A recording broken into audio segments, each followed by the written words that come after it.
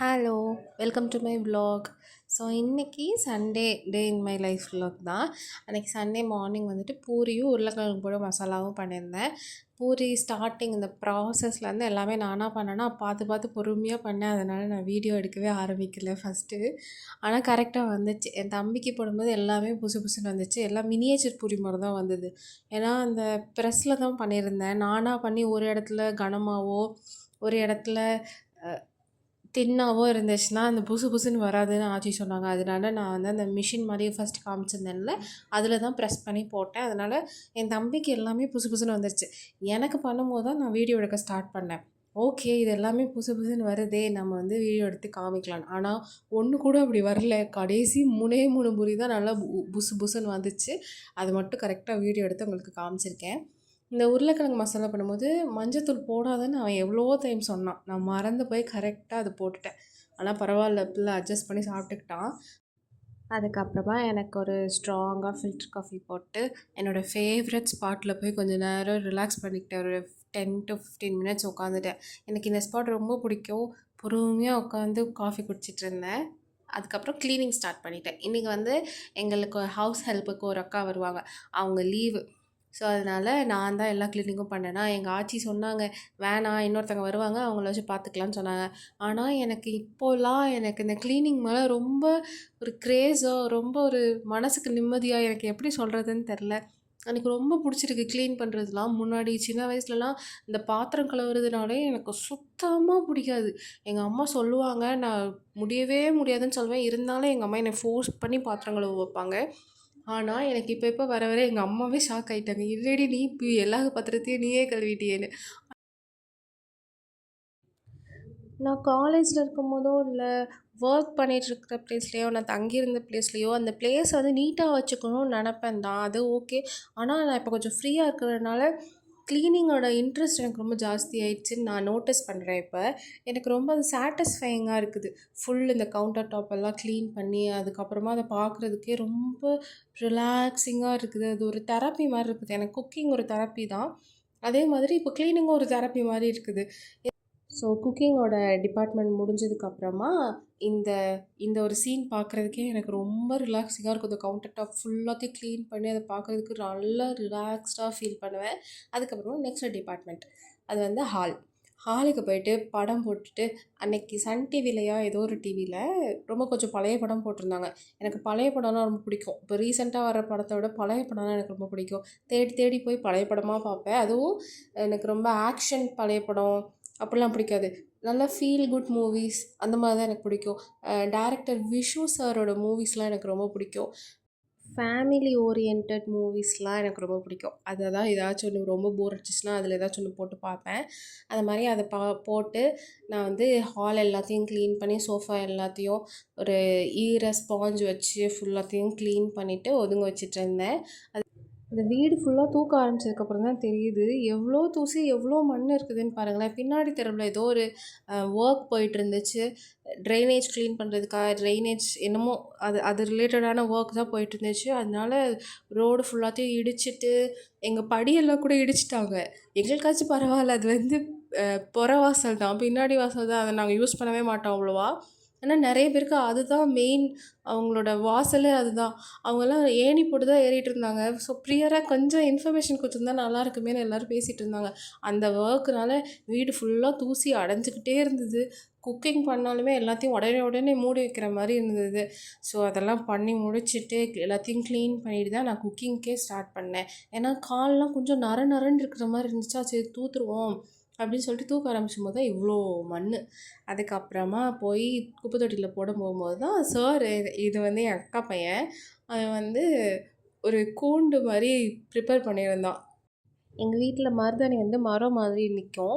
அதில் வந்து குருவி வந்து கூடு கட்டிட்டு இருந்துச்சு. நமக்கு தெரியும்ல, அது ஒரு 2 to 3 days ஆகும் ஃபுல்லாக கூடு கட்டி முடிக்கிறதுக்கு. கொஞ்சம் கொஞ்சமாக தான் கூடு கட்டும். இவங்க என்ன நினச்சிட்டாங்க சார்னா, அதுக்கு வந்து கெட்ட முடியலையோ, நான் வந்து அதுக்கு கெட்டித்தரேன், வீடு கட்டித்தரேன்னு சொல்லிட்டு ஒரு கார்ட்போர்ட் பாக்ஸில் குட்டியாக ஒரு குருவி நெஸ்ட்டு மாதிரியே ஃபார்ம் பண்ணி வீடு கட்டி வச்சுட்டு இருந்தான். அதுதான் உட்காந்து காமிச்சிக்கிட்டு இருந்தான். அதுக்கப்புறம் அவன்கிட்ட பேசி முடிச்சுட்டு வந்ததுக்கப்புறமா நான் வந்து லஞ்சுக்கு ப்ரிப்பேர் பண்ண ஸ்டார்ட் பண்ணிட்டேன். ப்ரிப்பரேஷன் மட்டும் பண்ணி வச்சுட்டு போவோம். அதுக்கப்புறம் ரெஃப்ரெஷ் ஆகிட்டு வந்துட்டு மெயின் குக்கிங் ஸ்டார்ட் பண்ணிக்கலாம்னு சொல்லிட்டு ப்ரிப்பரேஷன் தான் பண்ணியிருந்தேன். அன்றைக்கி நான் என்ன பண்ணேன்னா ரொம்ப சிம்பிள் தான். எனக்கு வந்து இந்த கூட்டு, பொரியல் அப்படிலாம் செஞ்சு சாப்பிட்றத விட ஒரே ரைஸாக சாப்பிட்றது எனக்கு ரொம்ப பிடிக்கும். அதனால நான் அதுதான் பண்ணியிருந்தேன். சோயா பீன்ஸ் வச்சு பிரியாணி மாதிரி பண்ணியிருந்தேன். இந்த ரெசிபி வந்து நான் ஒரு யூடியூப் சேனல்லேருந்து தான் பார்த்து பண்ணேன். திண்டுக்கல் ஃபுட் கோர்ட்டுன்னு நினைக்கிறேன். அவங்க வந்து 1 கப் ஆஃப் ரைஸுக்கு பண்ணியிருந்தாங்க. நான் வந்து 2 கப் ஆஃப் ரைஸ்க்காக பண்ணியிருந்தேன். நல்லா இருந்துச்சு, ரொம்ப நல்லா இருந்துச்சு. எங்கள் அம்மாவே வந்து சாப்பிட்டு பார்த்துட்டு நல்லாயிருக்கு, எப்படி பண்ணலாம் கேட்டாங்க. உங்களுக்கு டிஷ்ஷோட ரெசிபி வேணும் அப்படின்னா நீங்கள் அந்த திண்டுக்கல் ஃபுட் கோர்ட்லேயே போய் பாருங்கள். அவங்க இன்னுமே ப்ராப்பராக சொல்லுவாங்க. எனக்கு டிஷ்ஷெல்லாம் ஃபுல்லாக எக்ஸ்பிளைன் பண்ணுற அளவுக்கு தெரியாது. நான் வீடியோ மட்டும்தான் எடுத்திருக்கேன். So yeah.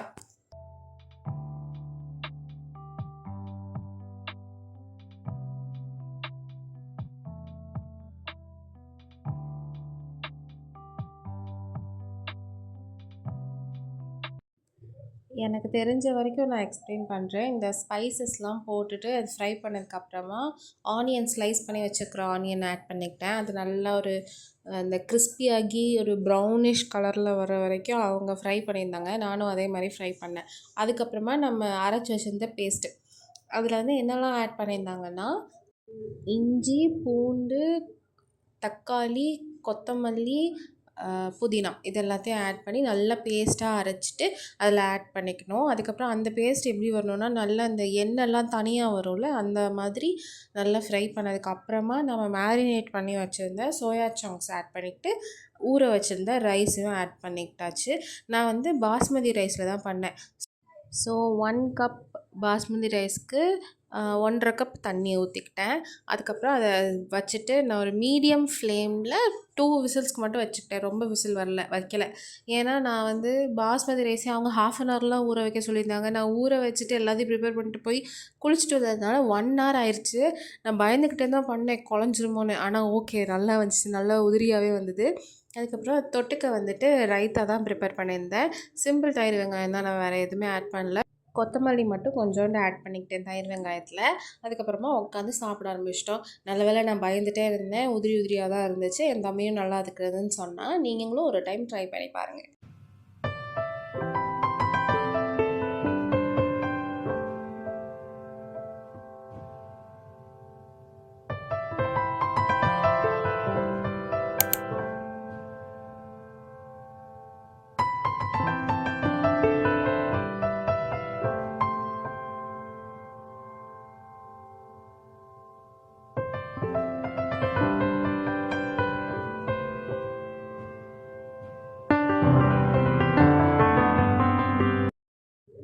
இது எனக்கு மட்டும்தான் அப்படியா இல்லை எல்லாருக்கும் அப்படிதானான்னு தெரியல. என்னென்னா நம்ம வீட்டில் இருக்கும் போதெல்லாம் ஃபேஸ் நல்லா கிளியராக க்ளோயிங்காக நல்லா பிரைட்டாக இருக்கும். எங்கேயாச்சும் வெளியே போகிறோம் அப்படின்னு டிசைட் ஆகிடுச்சுன்னா ஒரு பெரிய சைஸுக்கு பிம்பிள் வந்துடும். எனக்கும் இப்போ அப்படி தான் வந்துச்சு. நாங்கள் வந்து நெக்ஸ்ட் டே மீன்ஸ் மண்டே வந்துட்டு ஊருக்கு போகிறதா இருந்துச்சு, ராமேஸ்வரம்.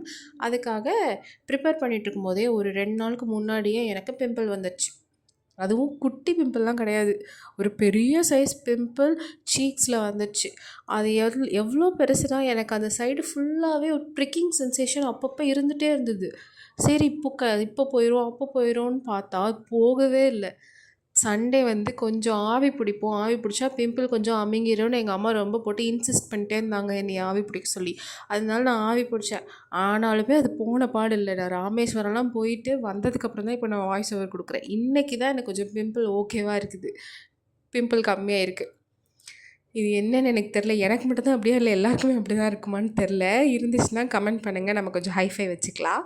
அதுக்கப்புறம் அம்மா அப்பாவும் கடையிலேருந்து வந்துட்டாங்க. அதுக்கப்புறமா மிச்சமாக அந்த காய்கறி அதெல்லாம் இருக்கும்ல, அதெல்லாம் உட்காந்து ஆர்கனைஸ் பண்ணிகிட்டு இருந்தேன்.